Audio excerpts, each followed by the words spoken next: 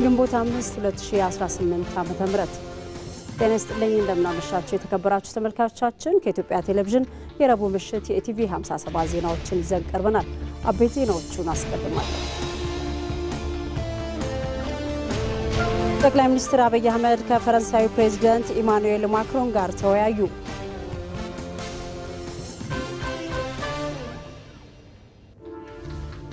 የኢትዮጵያ የብልጽግና ጉዞ በማስረጃ ላይ በተመሰረተ ውጤታማ ፖሊሲ የተገነባ መሆኑን ምክትል ጠቅላይ ሚኒስትር ተመስገን ጥሩነህ ተናገሩ።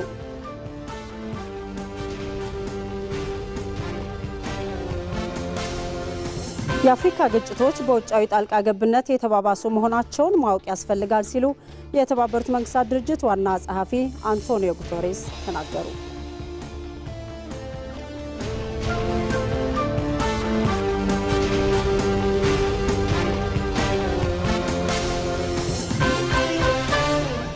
ከኢቲቪ 57 ዜናዎች ጋር አልጋነሽ ተካ ነኝ።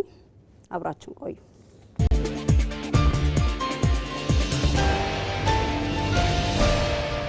የአሁኑ ጉብኝት ምን ትርጉም አለው የሚለውን እንመልከተው። የ120 ዓመት ግንኙነት እንዲህ በቀላሉ በትንንሽ ኢንሲደንቶች የምትቀይረውና አቋም የምትለውጥበት አይደለም።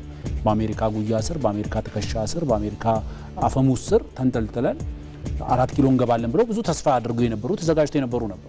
አሜሪካ ከኤርትራ ጋር ግንኙነቷን ልታድስ ነው ሲባል የኢትዮጵያ የባህር በር በቃ ውሃ ተቸለሰበት ብለው ጮቤ ሲረግጡ የተመለከትናቸው ኢትዮጵያውያን አሉ። የኢትዮጵያ መከላከያ ሰራዊት ደሙን ያላፈሰሰበት፣ ህይወቱን ያልገበረበት፣ አጥንቱን ያልከሰከሰበት ቦታ አጣ።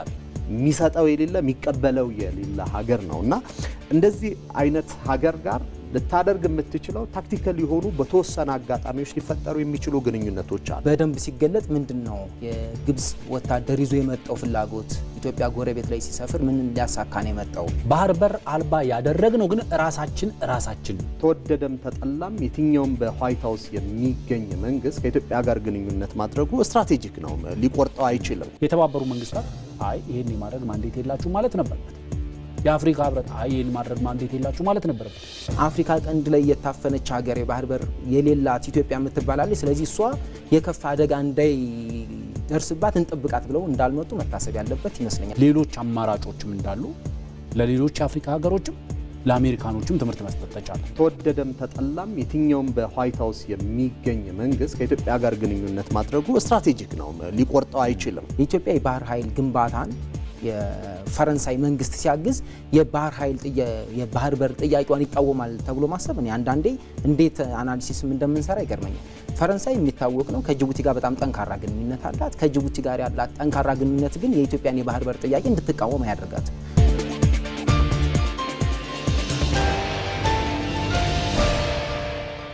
አብራችን ቆዩ ተመልካቾቻችን። ጠቅላይ ሚኒስትር አብይ አህመድ ለፈረንሳዩ ፕሬዝዳንት ኢማኑኤል ማክሮን በብሔራዊ ቤተ መንግስት አቀባበል አድርገውላቸዋል። ለፕሬዝዳንቱ የተደረገላቸውን አቀባበል በተንቀሳቃሽ ምስል ተከታትለን እንመለስ።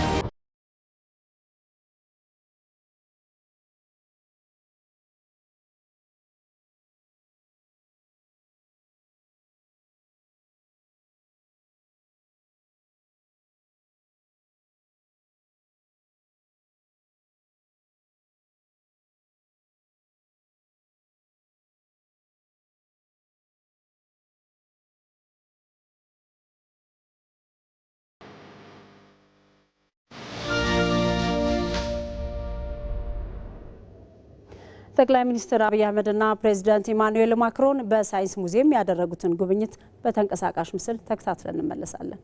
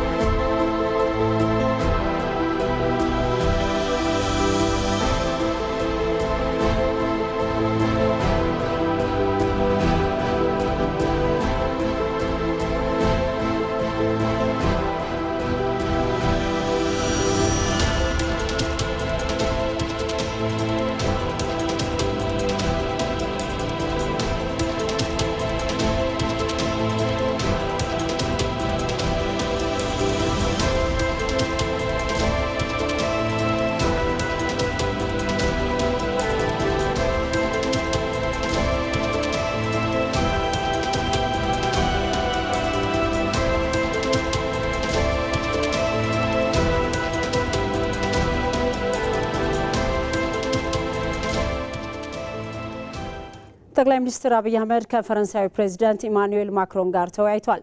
ጠቅላይ ሚኒስትሩ በማህበራዊ ትስስር ገጻቸው ላይ ባሰፈሩት መልእክት ከፕሬዚዳንት ኢማኑኤል ማክሮን ጋር በጋራ ጉዳዮች ላይ ያተኮረ የሁለትዮሽ ውይይት አካሂደናል ብለዋል። በሁለቱ ሀገራት መካከል የተደረጉ ቁልፍ ስምምነቶች ልውጥን በጋራ መምራታቸውንም ነው ጠቅላይ ሚኒስትር አብይ አህመድ የገለጹት።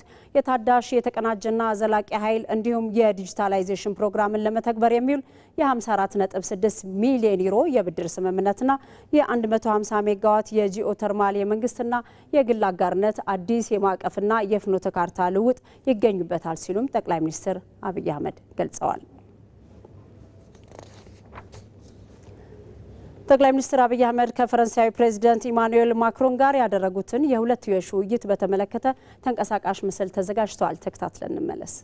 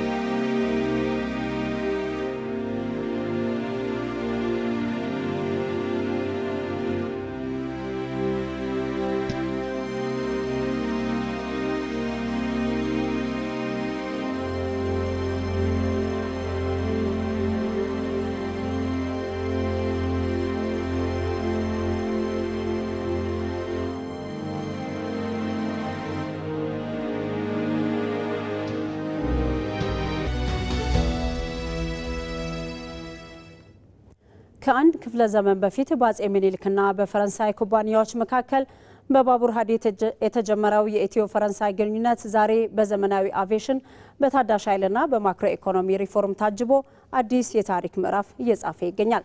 ትናንት ድሬዳዋም የባቡር መስመር የፈጠረው ይህ ጥምረት ዛሬ በኤርባስ አውሮፕላኖች ክንፍ ላይ ሆኖ የሁለቱን ሀገራት የጋራ ብልጽግና ወደ ላቀ ደረጃ እያሸጋገረው ይገኛል። አዝመራው ሞሴ በዚህ ጉዳይ ላይ ዝርዝር አለው።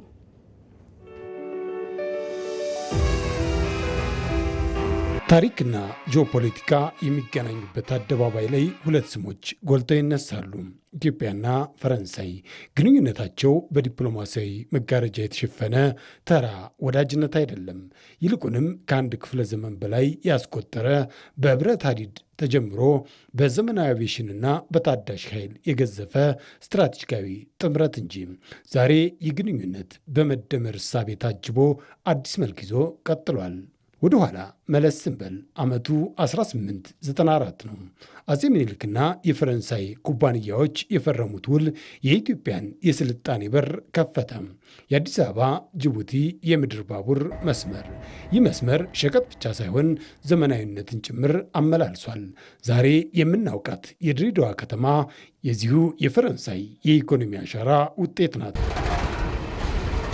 ያኔ በብረት ሐዲድ የተገመደው ግንኙነት ዛሬ በኤርባስ አውሮፕላኖች ክንፍ ላይ ሆኖ የሰማዩን ጥግ እየነካ ይገኛል። የሁለቱ ሀገራት ግንኙነት ከቅርብ ዓመታት ወዲህ የላቀ ትርጉም ያገኘው በመሪዎቹ የግል ቁርጠኝነት ጭምር ነው።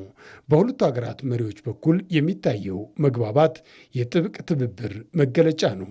ፈረንሳይ በላሊበላ መካነ ቅርስ እድሳትና በብሔራዊ ቤተ መንግሥት ጥገና ላይ ያደረገችው ተሳትፎ ግንኙነቱ ከዶላርና ከዩሮ ባለፈ ጥልቅ ታሪካዊ ክር ያለው መሆኑን የሚያሳይ ነው።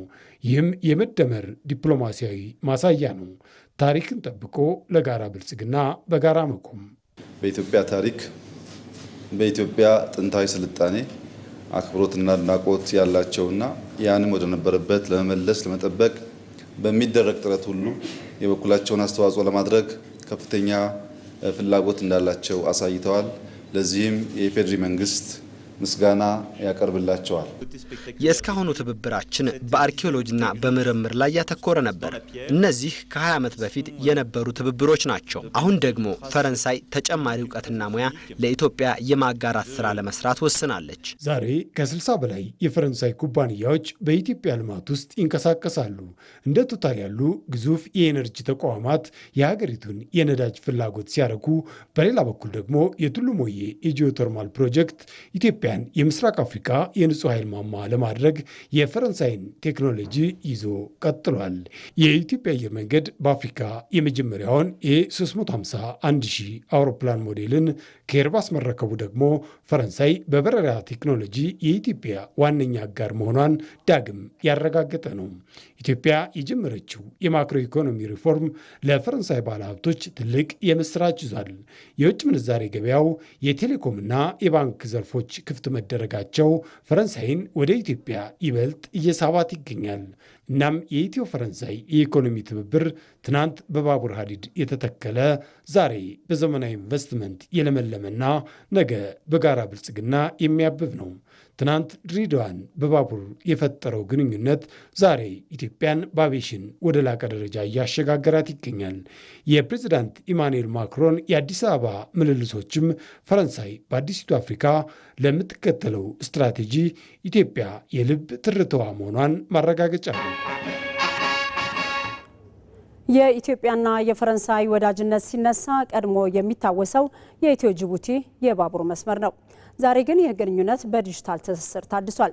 የፈረንሳይ ልማት ኤጀንሲ ለዲጂታል መሰረተ ልማት ግንባታ እያደረገ ያለው የፋይናንስ ድጋፍና እንደ ኦሬንጅ ያሉ ግዙፍ ኩባንያዎች በሀገራችን የቴሌኮም ገበያ ላይ ያሳዩት ፍላጎት ትብብሩ ወደ ላቀ የኢኮኖሚ ሽግግር መሸጋገሩን ያሳያል። ህይወት አበበ ዝርዝር አላት። ኢትዮጵያ በቁርጠኝነት ተግባራዊ እያደረገችው ባለው ሁለንተናዊ የኢኮኖሚ ማሻሻያ ውስጥ የቴክኖሎጂና የዲጂታል ዘርፉ አዲሱ የለውጥ ሞተር ሆኖ ብቅ ብሏል። ዛሬ ላይ የኢትዮጵያ እድገት ትርታ የሚመዘነው በዘመናዊ የዲጂታል ትስስርና በፈጠራ አቅምም ሆኗል። በዚህ ፈጣን የለውጥ ጉዞ ውስጥ ደግሞ የፈረንሳይና የኢትዮጵያ ስትራቴጂካዊ አጋርነት አዲስ የታሪክ ምዕራፍ እየከፈተ ይገኛል። የሁለቱ ሀገራት ታሪካዊ ወዳጅነት ደግሞ ምዕተ ዓመትን ይሻገራል። የፈረንሳይና የኢትዮጵያ የልማት ትብብር ሲታሰብ የኢትዮ ጅቡቲ የባቡር መስመር ዝርጋታ በሁለቱ ሀገራት መካከል ከፊት የሚመጣ የትብብር ውጤት ማሳያ አንዱ መልክ ነው። ያ የብረት ሀዲድ ለዘመናት የንግድ ደም ስር ሆኖም አገልግሏል። ዛሬ ግን ይህ ትስስር ወደ ረቂቁ የዲጂታል ዓለም ተሸጋግሯል። የሁለቱ ሀገራት የትብብር ድልድይ አሁን የሚታየው በሀዲድ ላይ ብቻ ሳይሆን ዓለምን ወደ አንድ መንደር ባመጣው የፋይበር ኦፕቲክስ የቴክኖሎጂ ትስስር ላይ መሰረቱን እየጣለ ነው። የፈረንሳይ ልማት ኤጀንሲ ለዲጂታል መሰረተ ልማት ግንባታ እያደረገ ያለው የፋይናንስ ድጋፍና እንደ ኦሬንጅ ያሉ ኩባንያዎች በኢትዮጵያ ገበያ ላይ ያላቸው ፍላጎት ትብብሩ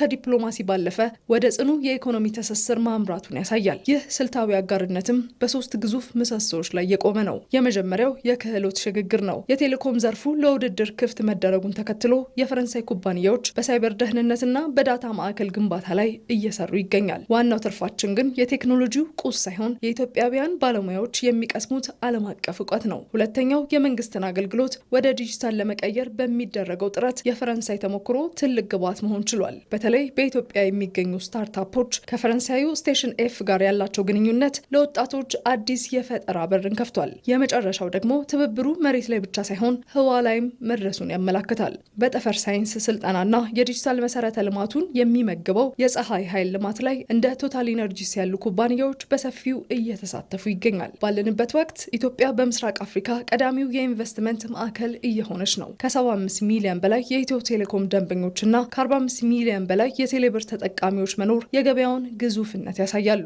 እዚህ ላይ አንድ መረሳት የሌለበት እውነት አለ። ከ2003 እስከ 2005 ዓ.ም የፈረንሳዩ ኦሬንጅ ኩባንያ የማኔጅመንት ስራውን በመረከብ የቀድሞውን የቴሌኮሙኒኬሽን ኮርፖሬሽን ወደ ዛሬው ዘመናዊ ኢትዮ ቴሌኮም ማሸጋገሩ አሁን ላይ ለደረስንበት የ5G ስኬት መሰረት እንዲኖረው አድርጓል። ይህ አጋርነትም ከሀገራዊ የመደመር ፍልስፍና ጋር ልክ እንደ እጅና ጓንት ይተሳሰራል። ያለፈውን አቅም ጠብቆ በሪፎርም የጎደለውን ሞልቶ ለነገ የሚበጅ ጽኑ መሰረት መጣል የመደመር መርህ ነው። ዛሬ በቴሌኮም ዘርፉ የምናየው የነጻ ገበያ ውድድርም የዚሁ ፍልስፍና ውጤት ነው። የኢትዮጵያ ብርቱ የሰው ኃይል ከፈረንሳይ የቴክኖሎጂ ልህቀት ጋር ሲደመር ዲጂታል ኢትዮጵያ 2030 ራዕይ እንዲሳካ ከፍ ያለ ድጋፍ ይኖረዋል። በአጠቃላይ በሁለቱ ሀገራት መካከል ያለው ግንኙነት በትላንቱ የባቡር ሀዲድ ላይ ብቻ ሳይቀር ዛሬ በዲጂታል ሞገድ ትስስር ቀጥሏል። ኢትዮጵያም የራሷን የዲጂታል ሉዓላዊነት አረጋግጣ ለመቆም የምታደርገው ጉዞ ፈረንሳይን የመሰለ አጋሮችን ይዛ የአፍሪካ የዲጂታል ልህቀት ሞዴልነትን ማረጋገጡ አይቀሬ ነው።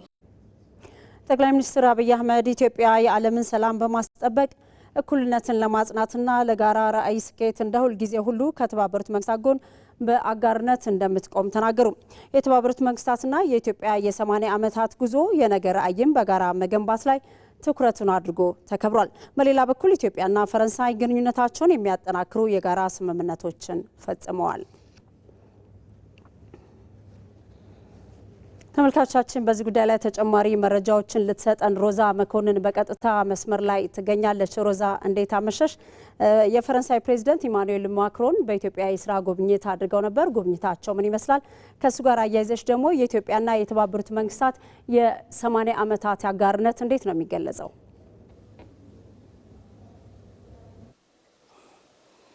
አመሰግናለሁ አልጋነሽ። ቀደም ሲል እንደጠቀሽው በዛሬው ዕለት ሁለት ትልልቅ ጉዳዮችን ኢትዮጵያ አከናውና ውላለች።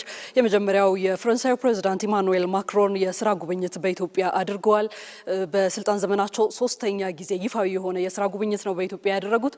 ይህ እንግዲህ የሚያሳየው ኢትዮጵያ ምን ያህል ከፈረንሳይ ጋር ስትራቴጂካዊ የሆነ ግንኙነት እያደረገች እንደሆነና በዲፕሎማሲው ዓለም ጠንካራ የሆነ የወንድማማች ወዳጅነት እጅጉን የሚስተዋልበት እንደሆነ ግንኙነታቸው የሚያመላክት ነው። ከመቶ ዓመታት በላይ ተሻግሯል። የሁለቱ ሀገራት ግንኙነት በጥንት ዘመን ከነበሩ ሂደቶች ጋር አብሮ የሚተሳሰር እስካሁንም የዘለቀ ነገር ግን አሁን ደግሞ ባለው ከለውጡ መንግስት ጋር በተገናኘ ወደ ስትራቴጂካዊ አጋርነት የተቀየረ ግንኙነት ያላቸው ናቸው።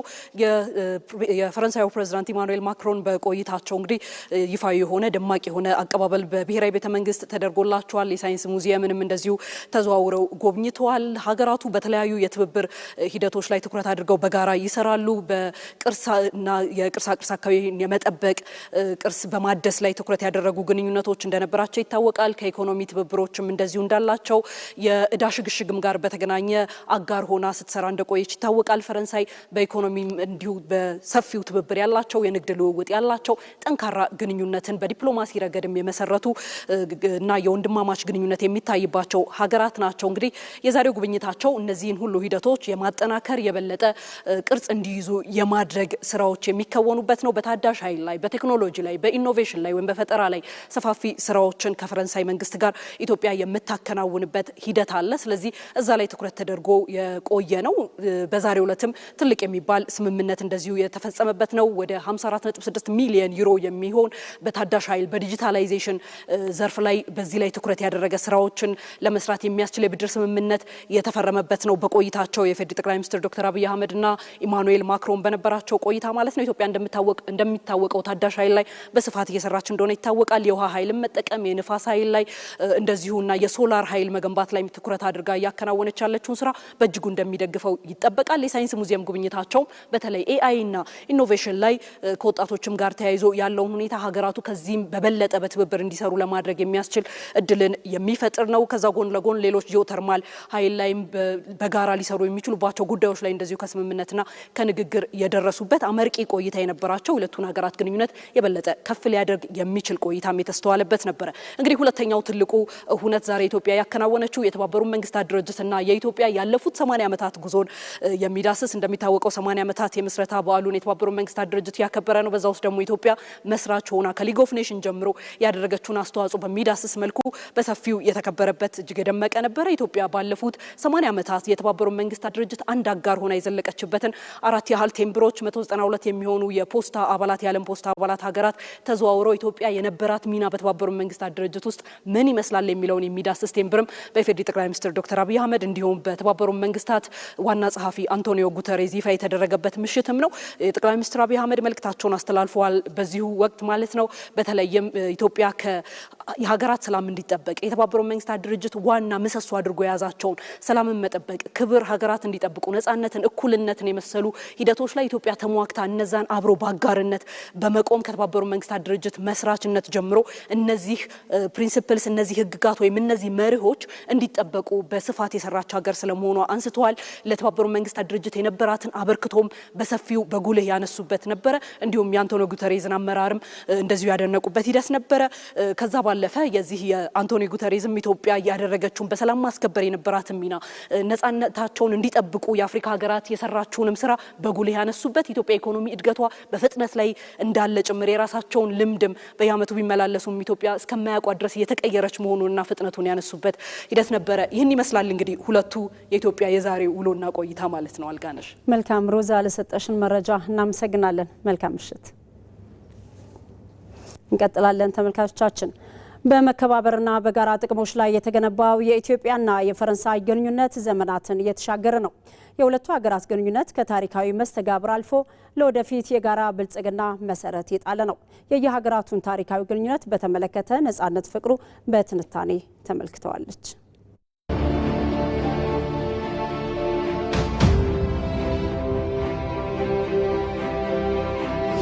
ኢትዮጵያና ፈረንሳይ አንዷ የአፍሪካ የነጻነት ተምሳሌት፣ ሌላዋ የአውሮፓ የጥበብና የዲፕሎማሲ ማማ። የሁለቱ ሀገራት ግንኙነት እንደ ወንዝ እየፈሰሰ እንደ ተራራ እየጸና 2 ክፍለ ዘመናትን ተሻግሯል። ይህ ግንኙነት በወረቀት ላይ ከሰፈሩ ስምምነቶች በላይ ነው። በሰውኛ ተረኮችና በቴክኖሎጂ ሽግግር የታጀበ መሆኑ ደግሞ ልዩ ያደርገዋል። የሁለቱ ሀገራት ኦፊሴላዊ የዲፕሎማሲ ታሪክ የሚጀምረው እንደ አውሮፓውያኑ አቆጣጠር ከ1843 ነው። ይህ ጊዜ የሸዋው ንጉሥ ሳህለ ሥላሴ ከፈረንሳዩ ንጉሥ ሉዊ ፊሊፒ ጋር የመጀመሪያውን የንግድና የወዳጅነት ስምምነት የፈረሙበት ወቅት ነው። ሆኖም ግንኙነቱ ወደ ላቀ ምዕራፍ የተሸጋገረው ግን ከአድዋ ድል በኋላ ነበር። ኢትዮጵያ ነፃነቷን በደሟ ካስከበረች በኋላ ታላላቅ የአውሮፓ መንግስታት ዲፕሎማቶቻቸውን ወደ አዲስ አበባ መላክ ሲጀምሩ ፈረንሳይ ቀዳሚውን ስፍራ ትይዛለች። የፈረንሳይ ሪፐብሊክ ፕሬዝዳንት ፊሊክስ ፎር እንደ አውሮፓውያኑ አቆጣጠር በ1897 የኢትዮጵያ ሉዓላዊነትና ነፃነት በይፋ እውቅና የሚሰጥ ልዩ መልእክተኛ ወደ አጼ ሚኒሊክ በመላክ በሁለቱ ሀገራት መካከል አዲስ የወዳጅነት ምዕራፍ መክፈታቸው የዘመናዊ ዲፕሎማሲ እትብት የተቋጠረበት ተደርጎ ይወሰዳል። ይህ የፈረንሳይ እርምጃ በወቅቱ ከነበረው የአውሮፓን የቅኝ ግዛት ፖሊሲ በእጅጉ ያፈነገጠም ነበር። ፈረንሳይ ከኢትዮጵያ ጋር የነበራት ግንኙነት በእኩልነትና በመከባበር ላይ የተመሰረተ እንዲሆን ያደረገችው ውሳኔ ደግሞ ለሌሎች የአውሮፓ ኃይሎችም ትልቅ የፖለቲካ ምልክት ሆኖ አገልግሏል። ይህም አዲስ አበባ የዓለም አቀፍ የዲፕሎማሲ ማዕከል እንድትሆንና የመጀመሪያው ቋሚ የዲፕሎማሲያዊ ተልዕኮ እንዲመሰረት መንገድን ጠርጓል። የኢትዮጵያ ሉዓላዊነት ቀድማ እውቅና የሰጠችው ፈረንሳይ አምባሳደር ሊዮንስ ላጋርድን ወደ አዲስ አበባ በመላክ ግንኙነቱን አጽንታለች። አጼ ምኒልክ ለላጋርድ የሰጡት የእንጦጦ መስፍን የክብር ማዕረግም የሁለቱን ሀገራት ጥልቅ ወዳጅነት በታሪክ መዝገብ ላይ በደመቀ ቀለም የከተበ አጋጣሚ ነበር። የኢትዮጵያን ምጣኔ ሀብታዊ ገጽታ የቀየረው የአዲስ አበባ ጅቡቲ የምድር ባቡር መስመር የፈረንሳይ ቴክኖሎጂ በኢትዮጵያ ምድር ያሳረፈው ትልቁ አሻራ ነው። ይህ ደግሞ የዘመናዊነትና የቴክኖሎጂ ትስስር እንዲፈጠር አድርጓል። በትምህርት ዘርፍም እንደ አውሮፓውያኑ አቆጣጠር በ1947 የተመሰረተው ሊሴ ገብረ ማርያም ትምህርት ቤት እንደ ፕሬዝዳንት ሳህለወርቅ ዘውዴ ያሉ በርካታ አንጋፋ መሪዎችንና ዲፕሎማቶችን በማፍራት የባህል ድልድይ ሆኖ አገልግሏል። የሁለቱ ሀገራት አዲሱ የግንኙነት ምዕራፍ ወቅታዊ የለውጥ ዘመን አሃዱ ያለበት Amis où nous voulons renforcer, construire une page nouvelle de notre histoire commune. ኢትዮጵያን የፈረንሳይ እህት ሀገር ብለን የምንጠራት እስካሁን የነበረውን የሁለቱን ሀገራት ግንኙነት ለማጠናከር እንሰራለን። በስልጣኔ፣ በታሪክ፣ በፊደል ከአፍሪካ ቀዳሚ ሀገር ናት ኢትዮጵያ። በአውሮፓውያንም ቅኝ ያልተገዛች ብቸኛ ሀገር ናት። ኢትዮጵያን ለማሳደግ በርካታ ስራዎች እየተሰሩ እንደሆነ እናውቃለን። ባለፉት 8 ዓመታት በጠቅላይ ሚኒስትር አብይ አህመድና በፕሬዝዳንት ኢማኑኤል ማክሮን መሪነት ግንኙነቱ ከዚህ ቀደም ታይቶ በማይታወቅ ፍጥነት እያደገ ይገኛል። መሪዎቹ በተደጋጋሚ እዚህም እዚያ ያደረጓቸው የሥራ ጉብኝቶች የሁለትዮሽ ግንኙነቶችን ወደ ስትራቴጂካዊ አጋርነት አሳድገውታል። ከአቪዬሽን ዘርፍ እስከ ቅርስ ጥበቃ፣ ከኢኮኖሚ እስከ መከላከያ የተሻገሩ ግንኙነቶች ደግሞ በመካከላቸው አዲስ ምዕራፍን ከፍተዋል። ይህ ፓላስ የዛሬ 5 ዓመት ፕሬዝዳንት ኢማኑኤል ማክሮን ሲመጡ አሁን ያለውን መልክና ቅርጽ የያዘ አልነበረም። ያኔ ካዩ በኋላ የኛን መንግስት ለማገዝና ይህ ፓላስ አሁን ወዳለበት ደረጃ እንዲደርስ አንበሳውን ድርሻ የሚወስዱት ፕሬዝዳንት ኢማኑኤል ማክሮን ናቸው። ፕሬዝዳንት ኢማኑኤል በዚህ ቤተ መንግስት ብቻ ሳይሆን የላሊበላን ውቅር አብያተ ክርስቲያናት ዛካ ያሉትን አጠቃላይ ስራዎችና አካባቢውን ጨምሮ ለማደስና ወደሚገባው ደረጃ ለማምጣት የፋይናንስ እና የቴክኒክ ድጋፍ አድርገውልናል። የኢትዮጵያ አየር መንገድ ከፈረንሳዩ ኤርባስ ኩባንያ ጋር ያለው ጥምረት ኢትዮጵያን በአፍሪካ ሰማይ ላይ ብቸኛ የዘመናዊ አውሮፕላኖች ባለቤት አድርጓታል። ሌላኛው ፈረንሳይ ለኢትዮጵያ የዕዳ ሽግሽግ በዓለም አቀፍ ደረጃ ድምፅ ከመሆኗ ባለፈ የኢትዮጵያን የባህር ኃይል መልሶ ለማቋቋም በቁርጠኝነትም እየሰራች ትገኛለች። በቀጠናችን ባለው ሁኔታ ኢትዮጵያ ጠንካራ የመከላከያ ኃይል መገንባት ትፈልጋለች።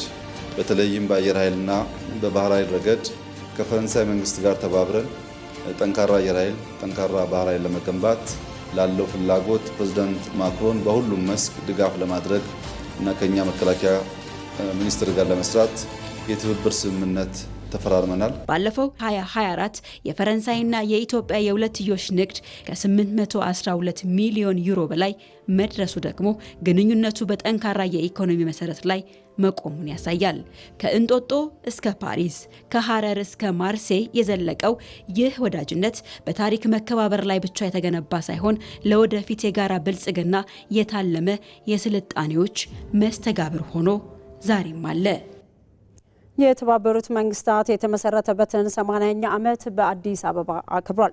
ኢትዮጵያ ከተባበሩት መንግስታት ምስረታ አንስቶ ለስኬታማነቱ ከፍተኛ አስተዋጽኦ አበርክታለች። ባለፉት 80 ዓመታት ኢትዮጵያና የተባበሩት መንግስታት የነበራቸው ጉዞ ምን ይመስላል? ሮዛ መኮንን በተከታዩ ትንታኔዋ ታስቃኘናለች። የዓለም አቀፉ የዲፕሎማሲ ማዕከል ሲታሰብ ወደ አእምሮአችሁ የሚመጣ የትኛው ከተማ ነው? ኒውዮርክ፣ ጄኔቫ ወይስ ቪየና? እነርሱ ሁሉም አሉ። አሁን ግን የዓለም መሪዎች አይን ያረፈው የተባበሩት መንግስታት 80ኛ ዓመት የልደት ሻማ ወደምታበራው ከተማ ወደ አዲስ አበባ ነው። ግን የተባበሩት መንግስታትን 80ኛ ዓመት ለማክበር ከዓለም ሁሉ ከተሞች አዲስ አበባ እንዴት ተመረጠች? የዓለም አቀፉ ማህበረሰብ የዓለምን ካርታ አጣጥፎ ወደ ኢትዮጵያ ያቀናውስ በምን ምክንያት ይሆን? ቆይታችን ይህን ይመልሰዋል።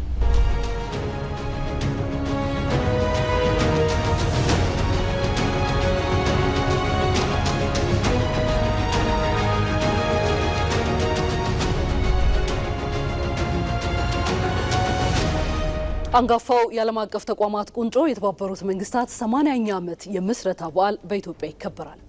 ዋና ጸሐፊው አንቶኒዮ ጉተሬዝ በአካል በሚገኙበት በዚህ ታላቅ ዓለም አቀፋዊ ኩነት የኢትዮጵያና የተባበሩት መንግስታት የማይነጣጠል ቁርጠኝነት ጎልቶ ይታያል። ያሁንን ሳይጨምር ከዛ በፊት ዋና ጸሐፊው አንቶኒዮ ጉተሬዝ ወደ አዲስ አበባ የሚያደርጉት ተደጋጋሚ ጉዞ እንዲሁ የፕሮቶኮል ጉዳይ ብቻ አልነበረም። ይልቁንም ኢትዮጵያ በተባበሩት መንግስታት ውስጥ ያላት ሚና ከጊዜ ወደ ጊዜ እያደገና እየጎለበተ መምጣቱን የዋናው ጸሐፊ ልዩ ትኩረት አድርጓታል። ይህንን አሁን የደረስንበትን የክብር ዳራ ለመረዳት የትናንቱን መሰረት ማወቅ ግድ ይለናል። የዛሬ 80 ዓመት ሁለተኛው የዓለም ጦርነት ፍርስራሽ ላይ ዓለም አዲስ ተስፋ ስትፈነጥቅ በፍራንሲስኮ ከተማ ከተሰባሰቡት ጥቂት ሀገራት መካከል ኢትዮጵያ አንዷ ነበረች።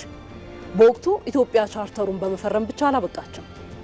የድርጅቱ ህጎች፣ ደንቦችና አሰራሮች ያደጉትንና ሀያላኑን ብቻ ሳይሆን አዳጊ ሀገራትን ታሳቢ ያደረጉ እንዲሆኑ ሞግታለች። ከሁሉ በላይ ደግሞ በወቅቱ በቅኝ ግዛት ቀንበር ስር ለሚማቀቁ የአፍሪካና የእስያ ሀገራት ብቸኛዋ ነፃ ድምፅ በመሆን የተከራከረችው ኢትዮጵያ ነበረች። የዛሬው የተባበሩት መንግስታት የፍትሃዊነት መርሆች፣ የሰብአዊ መብት ድንጋጌዎችና የነፃነት አዋጆች የኢትዮጵያ ደማቅ አሻራ የሚያረፍባቸው ናቸው። ኢትዮጵያ በተባበሩት መንግስታት ውስጥ ያላት ሚና በታሪክ መጽሐፍት ላይ ብቻ ሰፍሮ የሚቀር አይደለም። የተባበሩት መንግስታት የተመሰረተበትን የጋራ ደህንነት ወይም ኮሌክቲቭ ሴኩሪቲ መርህ ወደ መሬት በማውረድ ረገድ ኢትዮጵያ ግንባር ቀደም ተዋናይ ነች። ከኮሪያ ልሳነ ምድር እስከ ኮንጎ ጫካዎች፣ ከሶማሊያ በረሃዎች እስከ ደቡብ ሱዳን ግዛቶች ድረስ የኢትዮጵያ መከላከያ ሰራዊት ያንን ሰማያዊ መለያ ኮፍያውን አጥልቆ የዓለምን ሰላም አስጠብቋል። የኢትዮጵያ ሰራዊት በተሰማራበት ሀገር ሁሉ የሚታወቀው በወታደራዊ ብቃቱ ብቻ ሳይሆን በከፍተኛ የሙያ ስነ ምግባሩና ለሰብአዊነት ባለው ጥልቅ አክብሮት በህዝቡ ዘንድም ተመራጭ በመሆን ነው። ኢትዮጵያ በተባበሩት መንግስታት ውስጥ ያላት ሚና ሰላም በማስከበር ብቻ የተወሰነ አይደለም። የዘላቂ የልማት ግቦች ወይም ኤስዲጂ ጎልስ የምንላቸው ትግበራ ላይም ኢትዮጵያ ግንባር ቀደም ተጠቃሽ ናት። ኢትዮጵያ የተባበሩት መንግስታትን 2030 የልማት አጀንዳዎች በወረቀት ላይ ብቻም አላስቀረችም። ድህነትን ከመቅረፍ የምግብ ዋስትናን ከማረጋገጥና የአየር ንብረት ለውጥን ከመቋቋም አኳያ ኢትዮጵያ ተግባራዊ እያደረገቻቸው ያሉ የማክሮ ኢኮኖሚ ፖሊሲዎችና ሜጋ ፕሮጀክቶች የዋና ጸሐፊውን ልዩ ትኩረት የሳቡ ዓለም አቀፍ ስኬት ማሳያዎች ሆነዋል። የተባበሩት መንግስታት በአውሮፓውያኑ 2030 ለማሳካት ያስቀመጣቸው የዘላቂ ልማት ግቦች ኤስዲጂ ጎልስ ድህነትን ማስወገድ፣ ረሃብን ማጥፋት፣ ጥራት ያለው ትምህርት፣ ንጹህ ውሃና የአየር ንብረት ጥበቃ ያሉ መሰረታዊ የሰው ልጅ ፍላጎቶችን ያካተቱ ናቸው። ኢትዮጵያ በተለይም በግብርናው ዘርፍ ባከናወነችው ረሃብን የማጥፋት ግብ ቁጥር 2፣ በአረንጓዴ አሻራ የአየር ንብረት ለውጥን መከላከል ግብ ቁጥር 13 እና በመሰረተ ልማት ዝርጋታ ግብ ቁጥር 9 ላይ ያስመዘገበችው ስኬት በዓለም አቀፍ ደረጃ በቀዳሚነት ከሚጠቀሱ አርያ ሀገራት ተርታ እንድትሰለፍ አድርጓታል። ኢትዮጵያ እነዚህን ግቦች ከሀገራዊ የልማት እቅዶች ጋር አቀናጅታ መተግበሯና ከስንዴ ጥገኝነት መውጣቷ ደግሞ በዋና ጸሐፊው አንቶኒዮ ጉተሬዝ ዘንድ የስኬት ተምሳሌት ተብላ እንድትጠቀስና በዓለም አቀፍ መድረክ ያላት ተሰሚነት ከፍ እንዲል አስችሎታል። እውነታዎቹና አሃዞቹ ይህንን የኢትዮጵያን ጉልህ ሚና ይበልጥ ያረጋግጣሉ። እንመልከታቸው እስኪ። እንደ አውሮፓውያኑ አቆጣጠር በ1945 የተባበሩት መንግስታትን ከመሰረቱት 51 ሀገራት መካከል ኢትዮጵያ ብቸኛዋ ነፃ የጥቁር አፍሪካ ሀገር ነበረች። 50 ለ1 እንደማለት። ባለፉት 7 አስርት ዓመታት ኢትዮጵያ በተለያዩ የዓለም ክፍሎች ከ100 ሺህ በላይ ወታደሮቿን ለሰላም ማስከበር ተልዕኮ አሰማርታለች። የአየር ንብረት ለውጥን ለመቋቋም በሚደረገው ጥረት ኢትዮጵያ በአረንጓዴ አሻራ መርሃ ግብር በቢሊዮኖች የሚቆጠሩ ችግኞችን በመትከል የተባበሩት መንግስታትን የአካባቢ ጥበቃ ዘላቂ የልማት ግብ ኤስዲጂ 13ን በተግባር መርታለች። ይህ ሁሉ ተደምሮ ነው እንግዲህ የተባበሩት መንግስታት 193 አባል ሀገራት የያዘው ግዙፍ 80ኛ ዓመት ታሪካዊ የልደት በዓሉን በአዲስ አበባ ለማክበር የወሰነው። የተባበሩት መንግስታት 80ኛ ዓመት በኢትዮጵያ መከበሩና የዋና ጸሐፊው አንቶኒዮ ጉተሬዝ መገኘት ተራ የዲፕሎማሲ ክዋኔ አይደለም።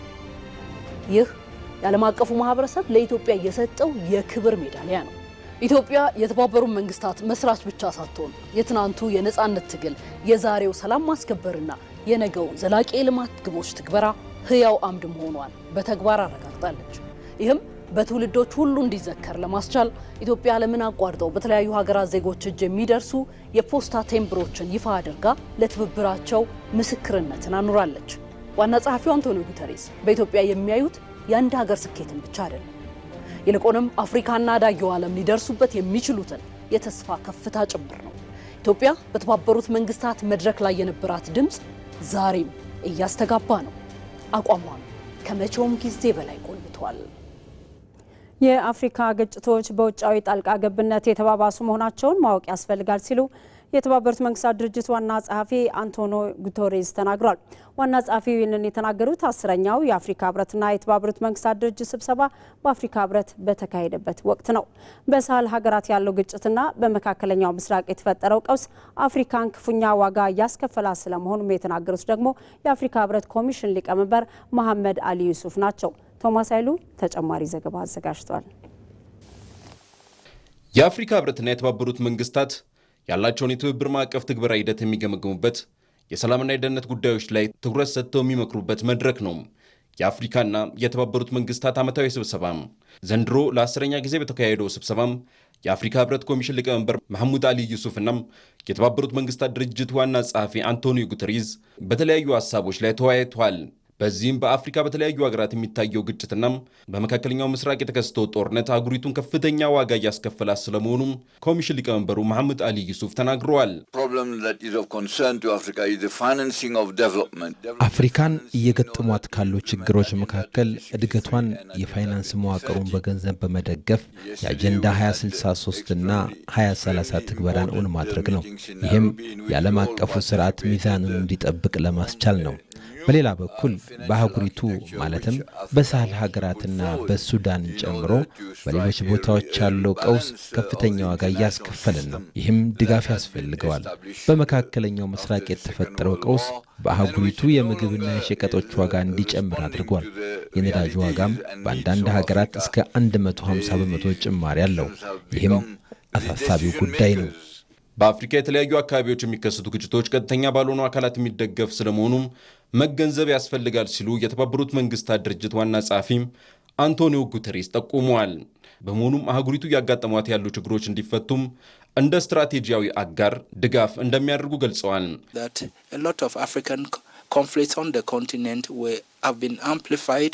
በአፍሪካ እየተፈጠሩ ያሉ ግጭቶች መፍትሄ ለመፈለግ አስቸጋሪ የሆነው የውጭ ኃይሎች ቀጥተኛ ያልሆነ ተሳትፎ የሚያደርጉበት መሆኑን መገንዘብ ይገባል። በማሊ በሳህል ሀገራት ግጭትና ሽብርተኝነት መስፋፋቶች ፈተና ሆነዋል። በሌላ በኩል አፍሪካ በጸጥታው ምክር ቤት ቋሚ መቀመጫ ለማግኘቷ የሚወገዝ ነው። ይህ በዓለም አቀፍ ኢኮኖሚ መዋቅር ላይ አስከፊ መዘዝ ያስከትላል። ስለዚህ ሊታረም ይገባል። አፍሪካውያን በቅኝ ግዞትና በባሪያ ንግድ ዘመን ለተፈጸመባቸው ግፍና ኢፍትሐዊነት ካሳ ማግኘት ይገባቸዋል ሲሉም ዋና ጸሐፊው አጽንኦት ሰጥተዋል። በሌላ በኩል አህጉሪቱ በተባበሩት መንግስታት የጸጥታው ምክር ቤት ቋሚ መቀመጫ ሊኖራት እንደሚገባም ተናግሯል። እዚህ ያለነው አፍሪካ የምታከናውናቸውን ጉዳዮች ሁሉ ለመደገፍ ነው። ግን በታሪክ በቅኝ ግዛትና በባርነት ዘመን የተፈጸመውን ግፍ እውቅና እንሰጣለን። ካሳ ሊከፈል ይገባልን ብለን እናምናለን። የቅኝ ገዢዎች ለራሳቸው ጥቅም የገነቡት መሰረተ ልማት እንጂ ለአፍሪካውያን አስበው አይደለም። ይህንንም መርሳት የለብንም። የአፍሪካ ህብረትና የተባበሩት መንግስታት በተለያዩ መስኮች የሚያደርጉትን ትብብር አጠናክረው እንደሚቀጥሉም ከስምምነት ላይ ተደርሷል። ተመልካቾቻችን ከኢትዮጵያ ቴሌቪዥን ለአንድ ሰዓት የያዝናቸው የኢቲቪ 57 ዜናዎቻችን ተጠናቋል። 2 ሰዓት ላይ መልሰን እንገናኛለን። ቢዝነስና ስፖርት በቅደም ተከተል ወደ እናንተ ይደርሳሉ። መልካም ጊዜ